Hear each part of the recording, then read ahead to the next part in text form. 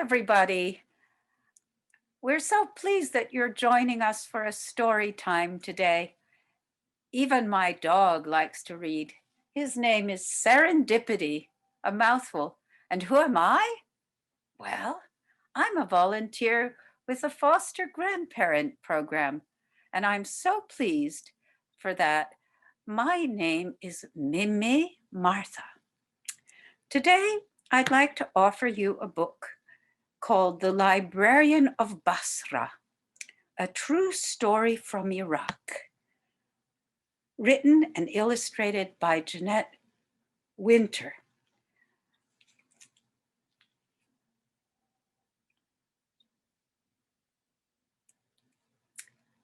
This is a story that takes place a few years ago, quite a distance from us.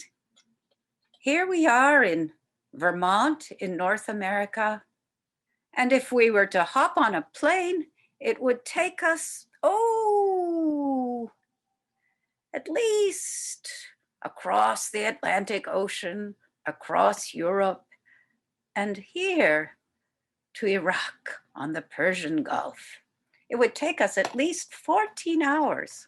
It's a long distance away. But in fact, some of you may have family in Iraq, or maybe some of you know people in the military who were sent to Iraq, or maybe even some of you who pay attention to the news heard that the Pope went to visit Iraq just recently. So let's see what we can learn from this story. Before we start, it's always good to have in mind a few words because they may be new to you. For instance, the word Quran.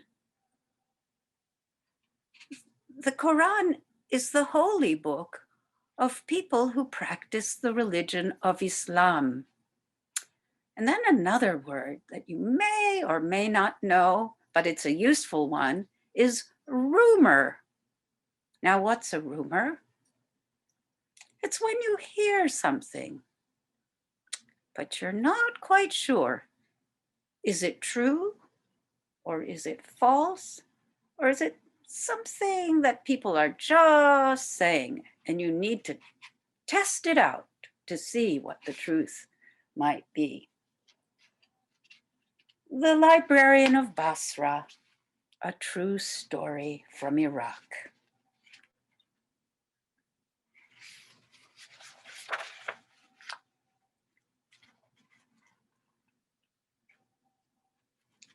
In the Quran, the first thing God said to Muhammad was, read.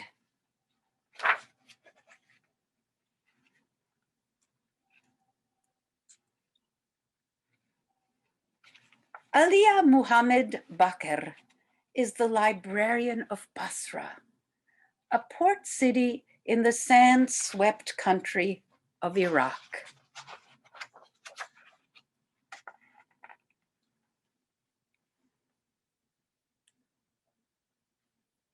Her library is a meeting place for all who love books.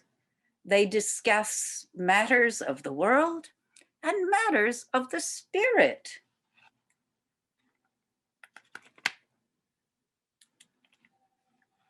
Until now. Now they talk only of war.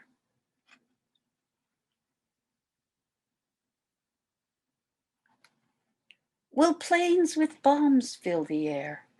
Will bombs fall here? Will soldiers with guns fill the streets? Who among us will die? Will our families survive? What can we do?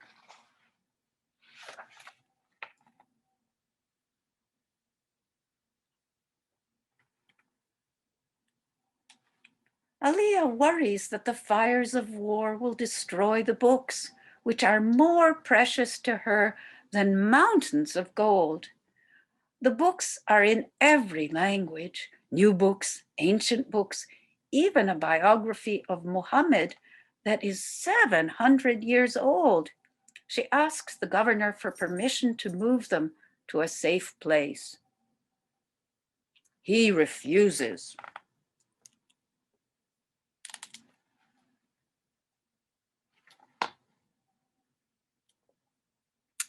So Aliyah takes matters into her own hands.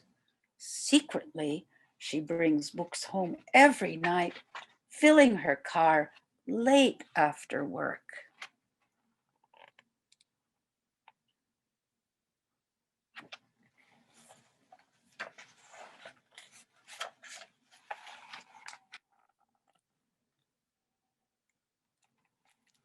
The whispers of war grow louder. Government offices are moved into the library. Soldiers with guns wait on the roof. Aliyah waits and fears the worst.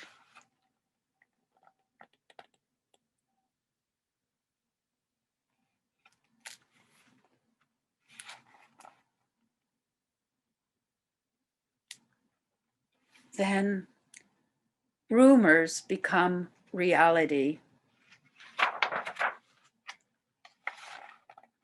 War reaches Basra. The city is lit with a firestorm of bombs and gunfire.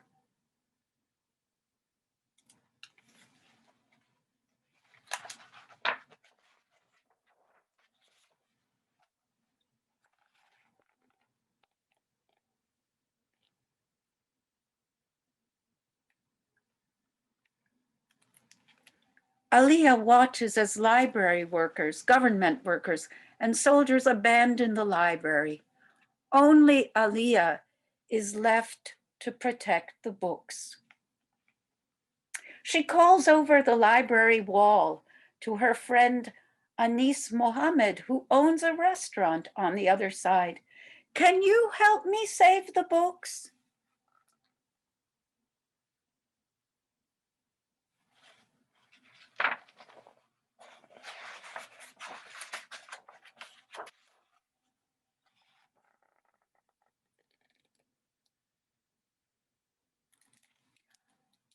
Can use these curtains to wrap them up.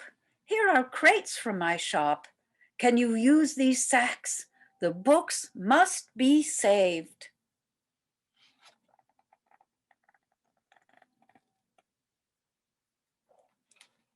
All through the night, Aliyah, Anis, his brothers and shopkeepers and neighbors take the books from the library shelves, pass them over the 7-foot wall, and hide them in Anis' restaurant.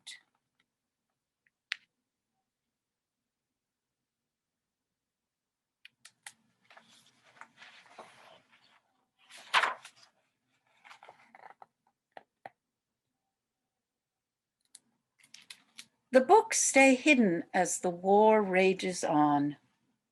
Then,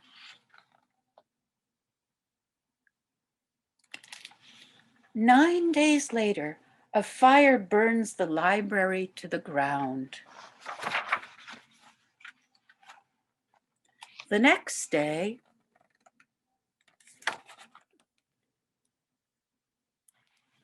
soldiers come to Anis' restaurant. Why do you have a gun? They ask. To protect my business, Anis replies. The soldiers leave without searching inside. They do not know that the whole library is in my restaurant, thinks Anis.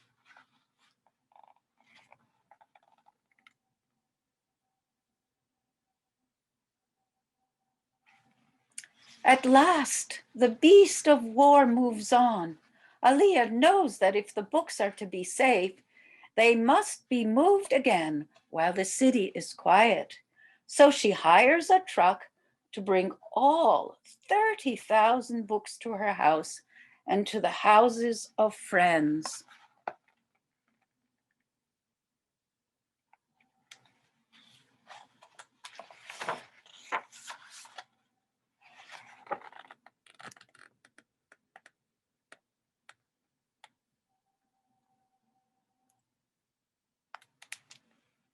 In Aliyah's house, books are everywhere, filling floors and cupboards and windows, leaving barely enough room for anything else.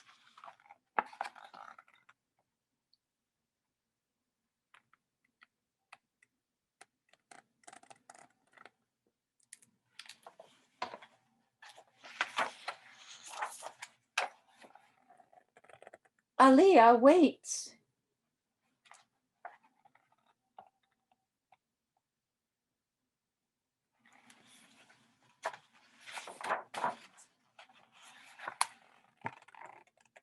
She waits for the war to end.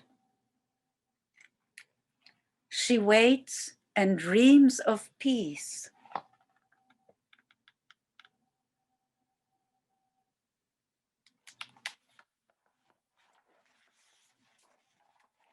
She waits.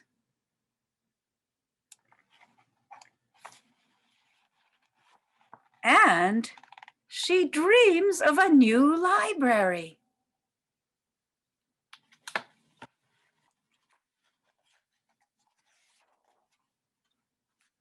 But until then, the books are safe, safe with the librarian of Basra.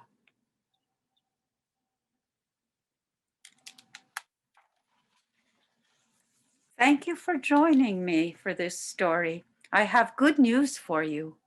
The library of Basra was rebuilt because many people helped. Many people treasure books, as I hope you do. Lovely to meet you. I hope we meet in person one day. Thank you.